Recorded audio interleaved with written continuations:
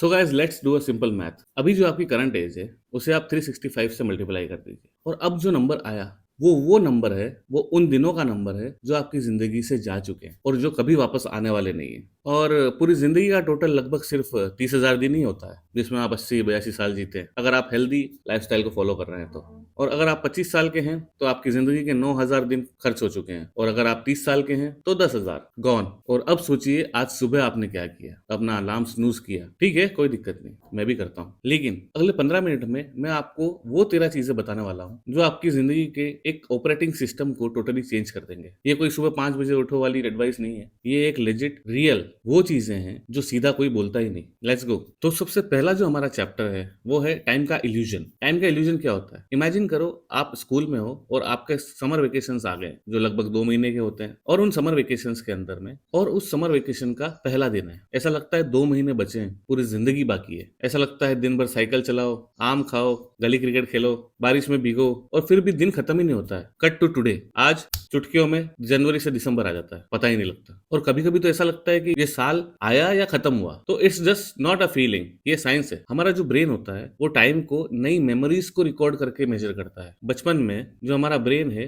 वो एक recording cycle की तरह काम करता है, क्योंकि नई मेमोरीज होती हैं, डेली नया एडवेंचर होता है, तो वो फुल रिकॉर्ड मोड पे होता है, इसलिए टाइम स्लो लगता है। अब उठो, पहले चाय पियो, सेम ऑफिस, सेम रास्ता, सेम रूटीन, सेम नेटफ्लिक्स, कोई नई मेमोरी नहीं जनरेट होती, इसलिए टाइम फटाफट निकलता है। इसलिए ब्रेन कोई नई मेमोरीज को रिकॉर्ड ही नहीं कर पाता और हमारी जिंदगी फास्ट फॉरवर्ड हो जाती है। और इसका नाम है टाइम ब्लाइंडनेस ट्रैप। और इससे छुटकारा पाने के लिए आप कोई एक चीज कर सकते हो। Every week try something new. अपने ऑफिस तक किसी नए रास्ते से घर जाइए, किसी एक अनजान आदमी से बात कीजिए, नई अच्छी कॉन्वर्जेशन कीजिए, कोई नई स्किल सीखने पर फोकस कीजिए। और जो भी आपकी जिंदगी में नया एक्सपीरियंस होगा ब्रेन उसे रुक कर नोट कर लेगा, एक मेमोरी की तरह, और वक्त फिर से स्लो हो जाएगा। और एक और चीज, हम लोग एक दिन में क्या कर सकते हैं उससे बहुत ज्यादा ओवर एस्टिमेट करते हैं, लेकिन हम जो एक साल में कर सकते हैं उस पर गौर ही नहीं करते हैं। इसलिए लोग मैक्सिमम 2 हफ्ते में कोई भी नई चीज, कोई भी नई हैबिट या नई स्किल सीखना स्किप कर देते हैं। लोग कंपाउंडिंग का मतलब नहीं समझते, जो ओवर द टाइम बहुत ज्यादा अच्छे रिजल्ट देती है। ये सब डेली नहीं होता है, ये ओवर टाइम होता है। और अब मैं आपको बताऊंगा एक ऐसी एक्सरसाइज जो सक्सेसफुल लोग हमेशा ही प्रैक्टिस करते हैं, जिसे कहते हैं डेथ बेड टेस्ट। सुनने में बहुत ही डार्क लगेगा और आपने सही सुना, डेथ बेड टेस्ट। और यही एक्सरसाइज है जो आपको फॉलो करनी है कल सुबह उठकर, जब आप अपनी जिंदगी के अंदर में नया कुछ सीखना स्टार्ट करेंगे। और अब एक ऑनेस्ट सवाल, आज आपने क्या किया? ईमेल चेक करे, अपने ऑफिस गए, ऑफिस से वापस घर आए, सेम रूटीन फॉलो किया? आप बिजी थे या बहुत ज्यादा बिजी थे? बिजी होना इज डिफरेंट थिंग और प्रोडक्टिव होना बहुत अलग चीज है। और बिजी और प्रोडक्टिव होने में वही डिफरेंस है जो एक साउंड स्लीप और एक डेड मैन में होती है। दोनों लगते एक जैसे हैं लेकिन अंदर से बिल्कुल अलग होते हैं। फिर से हम बात करेंगे उस एक्सरसाइज की, डेथ बेड टेस्ट की। इमेजिन करो you are in your 80s। अब आपको अपने ऑफिस में बिताए हुए 2 एक्स्ट्रा आवर्स जो आपने ओवर टाइम किए थे वो याद आएंगे, या फिर अपने दोस्तों के साथ बिताए हुए वो शाम, वो 2 घंटे जिसके अंदर आपने उनके साथ बहुत सारी मस्ती करी। तो ये करने के बाद चीजें सडनली क्रिस्टल क्लियर हो जाती है। उसके बाद आता है हमारा दूसरा टूल, लिस्ट स्ट्रेटेजी। अब एक पेपर निकालो और उस पेपर पर सब कुछ लिख दो जो आप अचीव करना चाहते हो, success, relationships, health, career, etcetera. अब अपनी जो टॉप 3 प्रायोरिटीज हैं उन्हें सर्कल कर दीजिए और जो बाकी बची हुई चीजें हैं उन्हें उन्हें अवॉइड लिस्ट में डाल दो। सीरियसली, काफी बड़े बड़े लोग यही करते हैं। उन्हें लगता है कि जो मेरी प्रायोरिटी लिस्ट की टॉप 5 चीजों में नहीं है या मेरी प्रायोरिटीज में टॉप 5 में नहीं है वो मेरे लिए डिस्ट्रैक्शन है, और वो उसे अवॉइड करना स्टार्ट कर देते हैं। और अब सबसे इंपॉर्टेंट थिंग, आपके मोबाइल नोटिफिकेशंस, जिसके अंदर में रील्स के नोटिफिकेशंस आते हैं जो आपके किसी जानने वाले या किसी फ्रेंड ने भेजे होंगे। ये जो रील्स के नोटिफिकेशंस होते हैं वो आपकी जिंदगी के धीरे धीरे धीरे जो मिनट्स होते हैं वो चोरी कर लेते हैं, और उसके बाद आपको पता भी नहीं लगता कि आपकी जेब कब खाली होगी। और रिलेशनशिप्स के बारे में आपको एक छोटी सी चीज बताना चाहूंगा कि आपको अपनी लाइफ के जो सबसे बेस्ट कनेक्शंस लगते हैं, जो सबसे अच्छे कनेक्शंस लगते हैं, बेस्ट फ्रेंड्स, वो सच में आपके कनेक्शंस नहीं है। सो हमारा तीसरा पॉइंट आ जाता है रिलेशनशिप्स। एक बात बताइए, आपने क्या आज तक अपने किसी दोस्त को सिर्फ इसीलिए मैसेज किया है कि उसकी याद आ गई और उससे बोला कि यार भाई तेरी याद आ गई? एग्जैक्टली। रिलेशनशिप विद फ्रेंड्स ऐसा होता है जैसे कि एक बैंक अकाउंट की तरह। हर छोटी इंटरेक्शन या तो डिपॉजिट होती है या फिर विड्रॉल होती है। अगर आपके फ्रेंड्स से आपकी बातचीत बिना किसी काम के है तो वो एक बहुत ही अच्छा डिपॉजिट है, लेकिन अगर आप अपने दोस्त से बात कर रहे हैं हमेशा किसी काम के लिए, या वो आपसे बात कर रहा है किसी काम के लिए, तो वो एक बहुत बड़ा विड्रॉल है। इसलिए जो जेन्युइनली हालचाल पूछना, कैसा है, क्या कर रहा है आजकल, वो एक डिपॉजिट है। और फिर लोग कहते हैं पता नहीं यार क्यों दोस्त दूर हो जाते हैं। आप खुद सोचो, लोग बड़े बड़े जेस्चर्स पे फोकस करते हैं, birthday gifts, gifts, anniversary parties, बड़े प्लान्स, लेकिन रिसर्चेस ये कहती हैं कि जो छोटे छोटे डिपॉजिट्स होते हैं वो बहुत ज्यादा मैटर करता है। एक random text, keeping a promise, किसी बुरे वक्त में वहां होना, ये चीजें रिश्ते बनाते हैं, वो ग्रैंड प्लान्स नहीं। और एक ये ऐसी बात है जो सुनने में बहुत ही इम्प्रैक्टिकल लगेगी, लेकिन जिन लोगों के साथ में आपने अपनी बुरे वक्त का टाइम स्पेंड किया है वो आपको ज्यादा दिनों तक याद रहेंगे, ना कि जिनके साथ आप प्लेजर में थे। शेयर्ड सफरिंग्स शेयर्ड प्लेजर से ज्यादा इम्पैक्टफुल होती है। जो मुश्किलों में टाइम निकला है वो परमानेंट याद होता है। तो अब हम आते हैं हमारे करियर पे, जो कि हमारा लेसन नंबर 4। जो करियर के बारे में आपको बात बताने वाला हूँ वो आपको सुन के ऐसा लगेगा ऐसा बिल्कुल हो ही नहीं सकता, इसलिए लेट्स कंटिन्यू। अब आप एक सवाल का जवाब दो, सोच के बताओ कि आपकी जो बेस्ट करियर अपॉर्चुनिटी है वो कहाँ है। गलत सोच रहे हो आप, जो आप सोच रहे हो वो बिल्कुल भी नहीं है। आपकी जो बेस्ट करियर अपॉर्चुनिटी है वो है आपके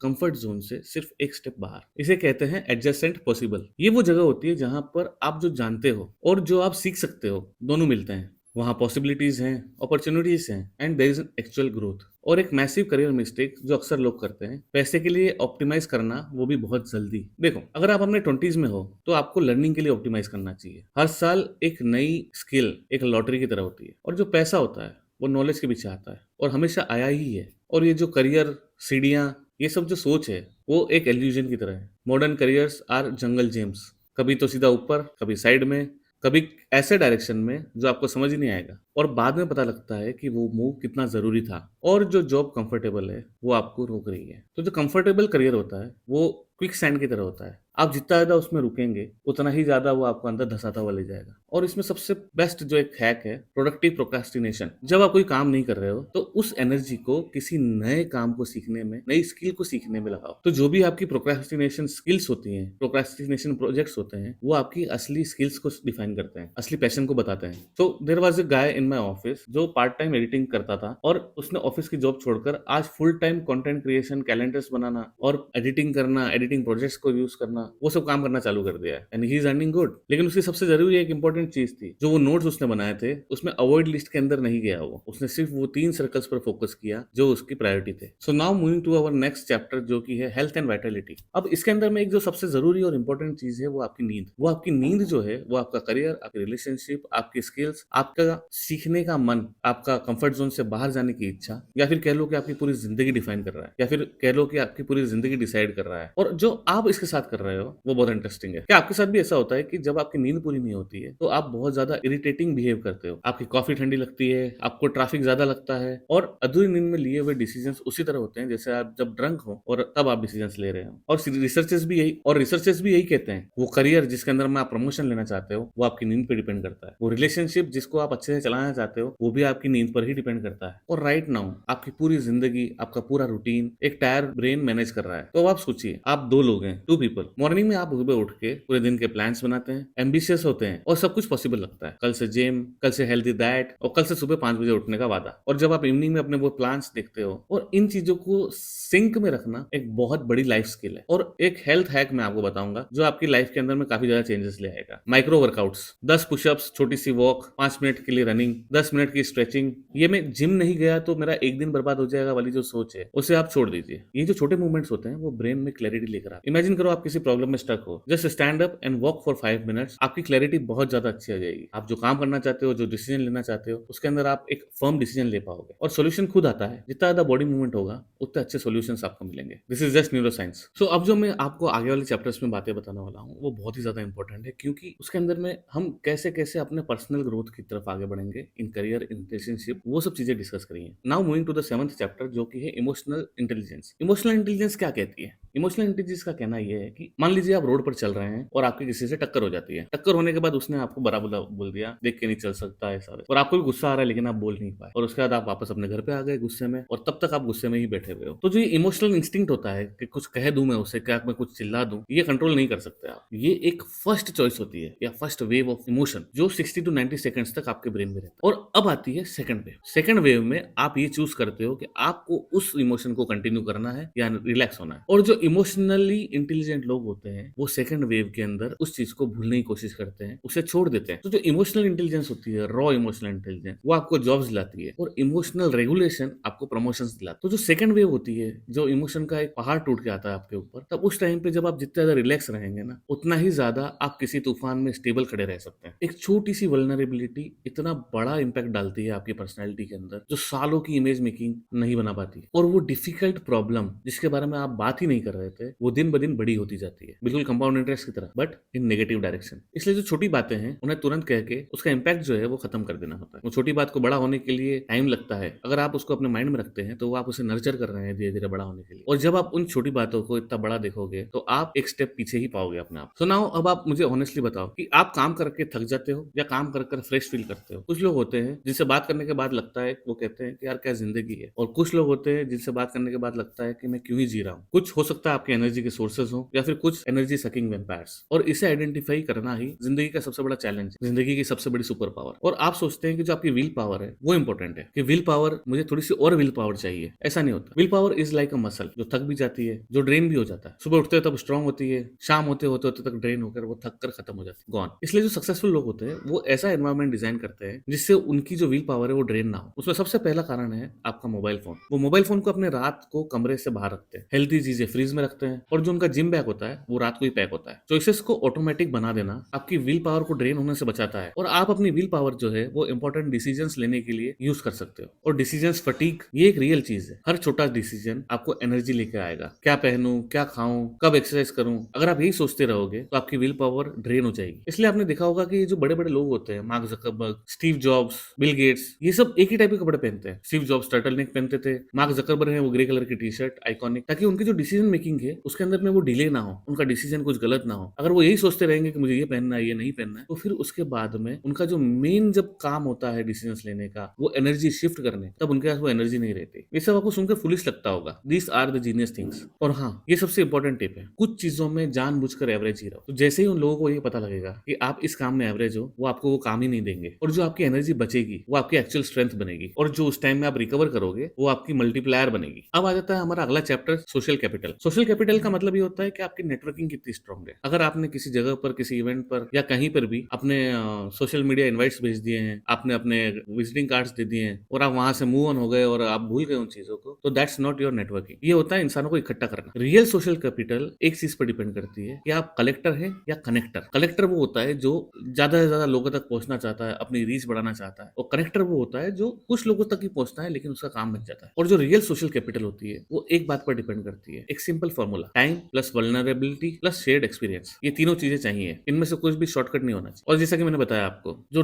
बेस्ट नेटवर्कर्स होते हैं वो बेस्ट कनेक्टर्स होते हैं, ना कि कलेक्टर्स। और एक जो रिलेशनशिप होती है वो एक गार्डन की तरह होती है। You don't plant all the seeds at the same time. उसे छोटी रेगुलर वाटरिंग चाहिए होती है। वो रैंडम टी या कॉफी, वो 15 मिनट के कॉन्वर्जेशंस, वो रैंडम टेक्स्ट, ये स्ट्रॉन्ग बॉन्ड बनाते हैं जो ग्रैंड रियूनियंस नहीं बना पाती। और सबसे इंपॉर्टेंट बात, कम्युनिटी तब बनाओ जब आपको जरूरत ना हो, क्योंकि जब आपको जरूरत पड़ेगी तब तक आप कम्युनिटी बनाने में बहुत देर कर चुके हो। और अब मैं आपको एक ऐसी चीज बताने वाला हूँ जो आपका सोचने का पूरा तरीका ही बदल देगा, मेंटल मॉडल्स। और एक कॉन्सेप्ट जो मैं आपको बताऊंगा वो इतना सिंपल लगेगा जैसे आप ऑलरेडी जानते हो, लेकिन इसे अप्लाई करना शुरू करना होगा और you will find everything different. So now tell me a thing, knowledge और अंडरस्टैंडिंग में क्या फर्क होता है? ये बहुत ही सिली लगेगा आपको सुन के, लेकिन knowledge is knowing that tomato is a fruit, and understanding is tomato को सैलेड में नहीं डालते, फ्रूट सैलेड में। होता क्या है कि जो नॉर्मल लोग होते हैं वो फैक्ट्स को क्लियर करते हैं, फ्लैक्स को कलेक्ट करते हैं, लेकिन जो स्मार्ट लोग होते हैं वो पैटर्न्स को collect. And second order thinking, सिर्फ ये मत सोचो कि आगे क्या होगा, ये सोचो कि आगे क्या होगा के बाद क्या होगा। एक एग्जांपल से बताता हूँ, ये शॉर्टकट लूं तो टाइम बचेगा, ये आपकी होगी फर्स्ट ऑर्डर थिंकिंग। ये शॉर्टकट लूं तो मेरी स्किल नहीं बढ़ेगी, तो लॉन्ग टर्म में मैं स्टक रहूंगा, ये होती है सेकंड ऑर्डर थिंकिंग। जिंदगी जो होती है वो सेकंड ऑर्डर पर खेली जाती है। और इनवर्स थिंकिंग, प्रॉब्लम सॉल्व करने की जगह ये सोचो कि ये प्रॉब्लम मैं कैसे क्रिएट कर सकता हूँ। अक्सर सॉल्यूशन ये होता है कि आपको कुछ करना ही नहीं है, कुछ करना बंद करना है। जैसे कि मुझे मोटिवेशन क्यों नहीं रहता, सीधा सवाल है, मैं क्या करता जा रहा हूँ कि मुझे मोटिवेशन नहीं रहता? लेट नाइट फोन, नींद खराब, सुबह सुबह टायर्ड, वो करना बंद करो, सॉल्यूशन खुद आ जाएगा। So now moving to our next chapter, creative living. Creativity के बारे में एक बहुत बड़ा मिथ है कि जब वो क्रिएटिविटी आएगी तब मैं लिखूंगा, तब मैं बनाऊंगा, तब मैं शुरू करूंगा। वो मोटिवेशन की तरह होता है भाई।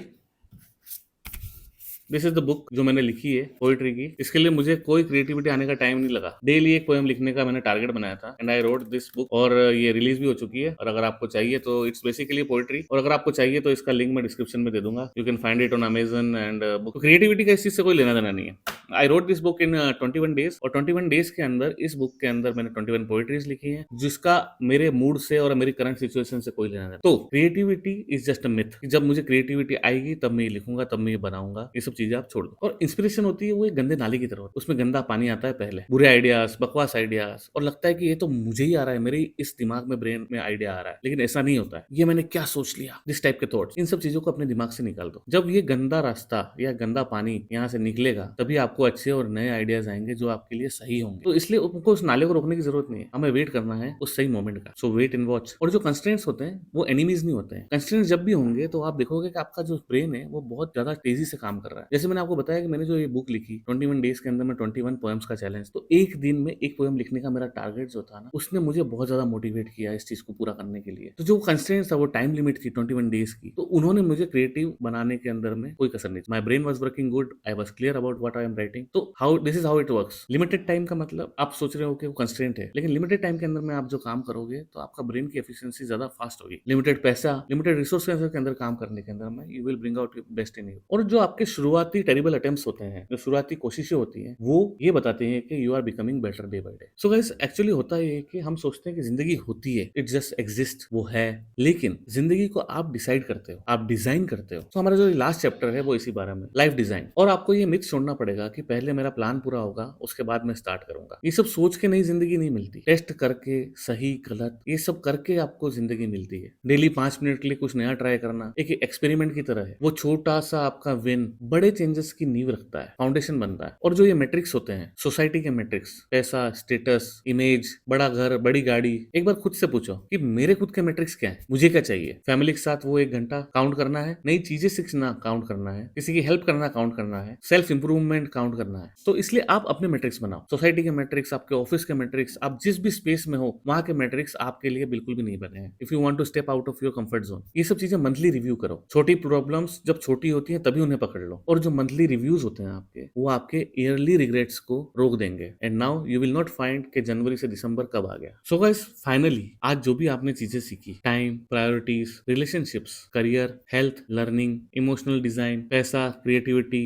एनर्जी, प्रोक्रास्टिनेशन, मोटिवेशन, थिंकिंग, जिंदगी, ये सब चीजें कनेक्टेड है। लेकिन आज सिर्फ आपको एक काम करना है, वो एक कॉन्सेप्ट जो सबसे ज्यादा इंपॉर्टेंट है, आज 5 मिनट के लिए ट्राई करके देखो, क्योंकि वक्त तो बीतता रहेगा, चाहे आप इसे सही से यूज करो या ना करो। तुम्हारी आदत, तुम्हारा दिन, तुम्हारा साल, और अंत में तुम्हारी जिंदगी। और अगर इस वीडियो ने आपको कुछ भी दिया हो, कमेंट में लिख दो कि वो कौन सा एक कॉन्सेप्ट था जो आपको सबसे अच्छा लगा। आई रीड कॉमेंट्स सच में। और आपका best time to start after just ending this video.